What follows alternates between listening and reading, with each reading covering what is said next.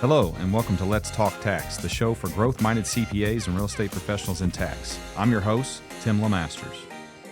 In today's episode, we will discuss the history of cost segregation. Joining us today on Let's Talk Tax is Dave McGuire. Dave is a shareholder and a co-founder at McGuire Sponsel and a leading expert on cost segregation, fixed assets, and depreciation law. Dave, it's always good to do this with you. How are you doing? I'm all right. Good.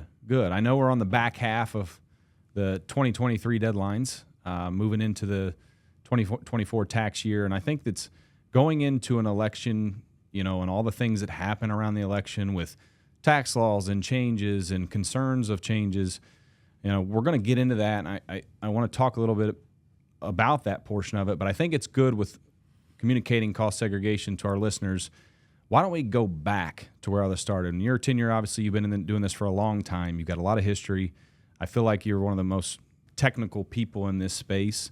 A lot of people, a lot of our colleagues, a lot of our our relationships, heck, even some of our competitors reach out to you for some knowledge in this area. So I think it'd be good to take us all the way back where cost segregation started and just give us a little bit of an introduction to that. Even though I'm getting old, Tim, cost segregation is older than I am. So the backbone of cost segregation really goes back to what people call ITC, or investment tax credit days, or component depreciation. And that all goes back, that goes way back before we even want to start talking about it. Okay. The modern version of it, what we think of today, really goes back to something called Revenue Procedure 8756. And I know people get frustrated when I talk in numbers and letters, so we'll just say that it was a revenue procedure that got passed in the 80s. So that was what created MACRS, the Modified Accelerated Cost Recovery System, which is what we deal with depreciation today. Note, that really started in the 80s. Now, after that, you started seeing people starting to dabble in cost segregation, but it really wasn't until the late 90s that it really started picking up.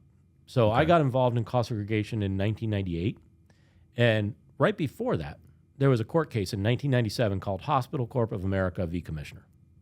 And in that court case, IRS came out and said, hey, wait a second, you're not allowed to do this cost segregation thing. They said, it's component depreciation. MACRS doesn't allow that. And under that court case, the court came out and said, hold up.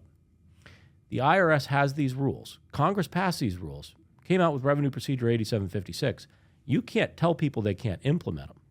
So that was Hospital Corp of America, and IRS lost it, and the court said, yes, you can componentize buildings through a cost segregation study. And the IRS acquiesced to it in 1999. So about a year after I started doing it. Let me pause you real quick. Who all was kind of working on doing cost segregation studies at the time? I know you probably can't give me all the names, but who started to dabble in it to really understand it? Give us an understanding of kind of who started this process. Well, it was really the big four, but even they steered clear of it till after this Hospital Corp. There were a few people that were getting involved in it, but it was rare. Okay. So really, by the time I got involved in it, we were down to the big five. I think it just consolidated from the big six to the big five right around the time I started getting involved in it in the late 90s. Okay. But there were other people that were doing it even earlier than that. Actually, there was a firm, Ernst & Morris. They had the website costseg.com. They started doing it in 1993. Eric Ernst and Mike Morris, they were actually, I believe, and if I remember correctly, they were both at Arthur Andersen. And they had rolled out of American Appraisal and some of the early practitioners in this area. And they set up their own shop, costseg.com or Ernst & Morris, and started doing cost seg studies back in 1993. Interesting. That's a familiar firm. It is a familiar firm. They're part of McGuire Sponsel now. Yeah. We merged with them about 5 years ago. Okay. And since then have developed an even further reach on our cost seg. So if you look at it, our Ernst & Morris can tag their way back to 1993. I personally started doing this work in 1998. But really, it was that Hospital Corp of America case that really opened the floodgates to cost segregation. That's where we really started seeing more and more people starting to get involved in it. What did original study look like back then? Because I know obviously what we have today, but back then, was it this spreadsheet of all the assets on a spreadsheet and kind of detail and 39-year, 27.5, 5, 7, and 15? It all depends on who was doing it, Tim. Okay. So there wasn't a lot of background on it. Nothing's changed. And so we would see different things. So I worked with a guy at Ernst & Young who was very detailed, very similar to actually what we do today.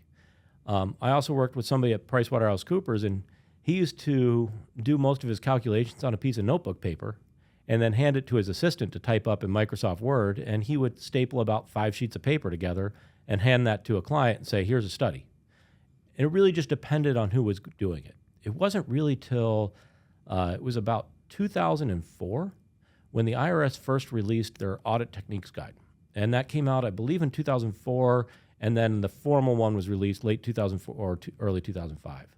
And that's when the IRS really started keying into the types of cost segregation studies and how they expected to see it. And that's when we started hearing the terms like detailed engineering approach and other things that we see today. Yeah. So now it's a lot more formalized, and that really goes back to the audit techniques guide. Gotcha. So you took us to 2004. Let's fast forward a little bit, 4 years. Let's go into 2008, right? Talk to us about kind of cost seg, depreciation just in general, kind of in that time frame. Obviously, you guys started McGuire Sponsel back in 2007. Now, you had been working on it, at a local firm with TJ before that. But when you guys branched out in 2007 on your own, all of a sudden you hit 2008. Talk to me about that experience. Yeah. Well, 2008 was an interesting time. Yeah. But we went into a pretty big real estate recession. So what happens is, though, we also were going through an election cycle. So back in, I'm going to actually take you a few years earlier than 2008, early in the Bush administration, they had the Bush tax cuts, which drastically cut top-level tax rates down from where they were in the Clinton years. Now, what happened is Obama got elected in 2008. So a lot of people sat there going, man, I'm going to wait, see what happens if my tax rate goes up. I'm going to hold on to my tax deductions for a little bit, see what happens in the future. Problem is we hit a recession. And then a lot of people couldn't use them. You started seeing that the industry itself took a big hit, but a lot of it was people were delaying taking deductions when they had the taxable income, thinking their tax rate was going to go up under this new administration, and the tax rates didn't go up as quickly as they thought. It's very similar to what we're seeing people talk about in 2024, where they're going, okay, I don't know what's going to happen in this next election cycle. Is Harris going to win, or is Trump going to win? What happens to tax rates?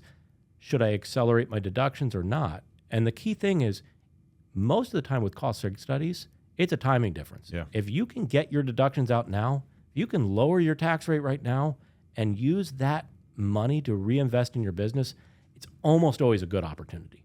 So your suggestion would be to not wait. It's typically always a good idea not to wait because you don't know what the future can bring. And keep in mind, cost segregation is a little bit different than other tax planning tools. I know you work with a lot of people on R&D tax credits and other things. Certain tax credits, you amend your return. So you look back, let's say you're sitting here and you file your 2024 return. Yeah. And you're going, okay, I want to go back and take an R&D tax credit from 2022. Well, what you would do is you would go back and amend that return from 2022 to take that tax credit. So if you had taxable income in 2022, you don't lose out on it. Yeah. Cost segregation is a little bit different because it's done through a change in accounting method. What that means is it gets pulled into the next tax year. Well, if you're sitting there in a tax year where you don't have taxable income, pulling forward all these deductions don't do you any good. Sure. So it's critical that people look at when they have taxable incomes, they maximize their deductions to offset that taxable income to make sure they get that cash flow. I think one thing would be good to note, and for our listeners to understand, we can talk about all the opportunities that make sense to look at a cost segregation study. Let's talk about some of the opportunities that don't make sense, right? Let's put it out there and give us some of the key situations that you would say avoid. Well, the first thing, as I mentioned, it's all about maximizing deductions. Do you need them? If you're sitting there and you're saying, I don't have any taxable income, I'm not paying income tax. In most cases, a cost seg study doesn't make sense because you're sitting there and you're going, okay, I'm creating tax deductions I can't utilize. So I'm paying somebody to maximize my deductions, but I can't flow them through. Most cases, that doesn't make sense. There are few instances where it might, but in most cases, that doesn't make sense.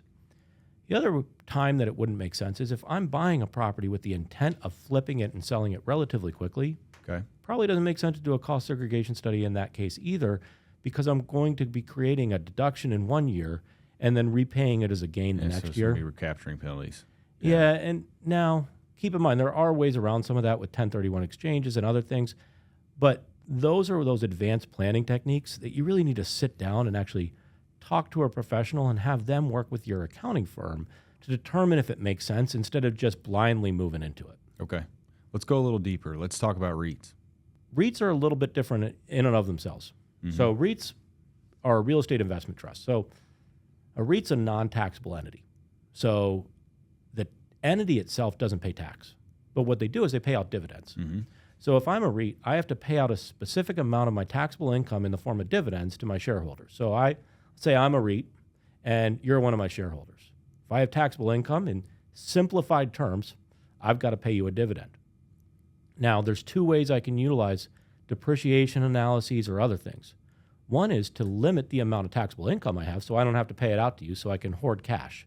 And you see some REITs do that, where they, especially when they see economic slowdowns or other things coming, they might want to adjust their taxable income so they can hold on to some of that cash to then go out and access opportunities in a downturn market. Okay.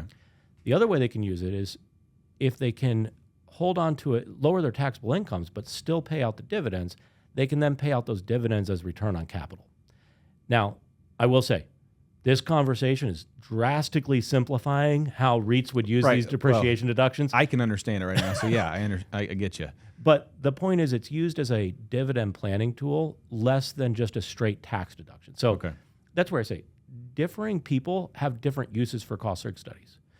You might see that sometimes on a state level, certain states recognize depreciation deductions as the federal market does. Other states don't. So when we're doing a study in New York, we've got a balanced state and federal income tax. We might be looking at maximizing what's called 179, which is another type of expensing, over bonus depreciation because New York recognizes 179. However, we go out to California and we do a study. We might do it a little bit differently because California decouples from MACRS, the Modified Accelerated Cost Recovery System, so they might not recognize the same deduction. So depending on where we're doing a study in the country, we might adjust some of what we're doing.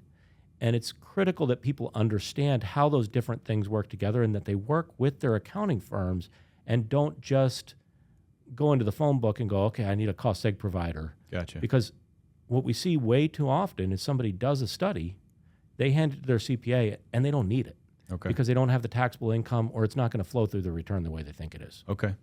Last one I want to talk about. Let's talk about purchase agreements. Obviously, you know, in my mind, I'm thinking of the infamous Pico Foods. So let's talk about purchase agreements. Is there a structure that a buyer can set in place that avoids the Pico Food concern based on when they're acquiring a building? Pico Foods was a situation where there was an asset-based purchase of a business. So if you think about it, when I go in and I buy a business, I can go in and do a stock-based transaction on a business or I can do an asset-based. When I do an asset-based, I buy all the assets from the business plus all the goodwill. That business shuts down. I turn around, I start up a new business, throw all the assets in, but I list out all the assets I bought. So I go, I bought X amount of equipment, I bought Y amount of real estate, and I bought Z amount of goodwill. That's typically laid out in the purchase agreement, and it states often in the purchase agreement that I'm not allowed to adjust any of them. So what happened with Pico Foods is they had this purchase agreement. It said, this is how much the real estate's worth, this is how much the equipment's worth, this is how much the goodwill's worth. They bought it. A couple years go by, they did a cost seg study. IRS said, well, wait, in your purchase agreement, you agreed to the price on all the equipment, you agreed to the price on all the real estate. You can't 2 years later change your mind and do a cost seg study to catch it up. That's on the asset-based purchase of a business. Keep in mind, real estate purchases don't have that same breakdown. So it's critical when somebody's doing it. Number one, they understand it, that they don't lock themselves into a transaction if they're doing an asset-based purchase, and talk to somebody up front to make sure they're maximizing their deductions, or what we see sometimes is people will split out real estate purchases from the purchase of a business. So if I'm going out and I decide I'm going to buy a manufacturing business, well, I might buy the real estate and in a separate purchase agreement from all the other assets, so I'm not locked into that transaction on the real estate. Does that always work? No, sometimes it depends on the situation, but often that actually works better. Because think of most manufacturing clients you work with. Most of them don't hold the real estate in the same entity as the manufacturing business anyway. So in general, they're going to want to eventually split it out just for liability purposes and other tax planning purposes. Sure. All right, let's shift. Let's talk about bonus. Bonus depreciation. All right, we're in a year where obviously we rewind a little bit. We were at 100%, went to 80, 60% now. Talk to me a little bit about it. What's your highs and lows of bonus depreciation? I'm sure you've been in the industry where there was no bonus. You've been in it where there's 100% bonus. We're kind of at that point where it's starting to shift. What are your thoughts? This goes back to history of cost seg. Yes, I remember when bonus depreciation was invented. It's not always been around. I'm as it says, I'm getting up there in age. I turned 50 this year, and I know there's some staff people here that are starting to make a list of things that are older and younger than Dave. Yeah. Bonus depreciation would be younger than Dave. Okay. So bonus depreciation started after 9/11 as a way to stimulate the economy after the terrorist attacks. So cost segregation predates bonus depreciation by a significant margin. Now, it's something that keeps coming back. It's never fully going away because it's an easy economic stimulus. It fits well in tax bills, especially ones that are going through reconciliation, because keep in mind, reconciliation always has to deal with that testy bird rule where you can't have it affect the deficit after a 10-year window. So bonus depreciation actually fits really well in that if they do it over short-term. Okay. So our expectation is bonus depreciation is never going away. Will it be at 100% forever? Probably not. It's already leveraging down. Odds are if they bring it back, it might be at 100%, it might be less. Does that eliminate the ability to do cost seg studies? No. It changes that first year benefit sometimes, but there's also certain types of assets that it becomes more critical to look at a cost seg study on. Yeah. Think of a renovation of an office building.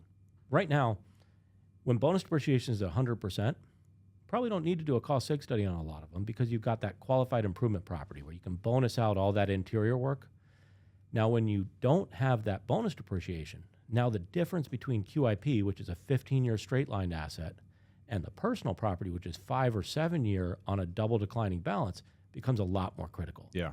So bonus is something we have to watch it as it leverages down. Something called Section 179, which I mentioned earlier, becomes more critical. There's a lot of things you got to balance as it goes away, but cost segregation becomes more critical. It's just going to be more important to understand those little intricacies between 179 and bonus. Yeah, that's great. You kind of hit on a bunch of key components there that I was thinking of. So, thinking of cost seg, what are some common misconceptions when it comes to cost segregation or just in general doing a study?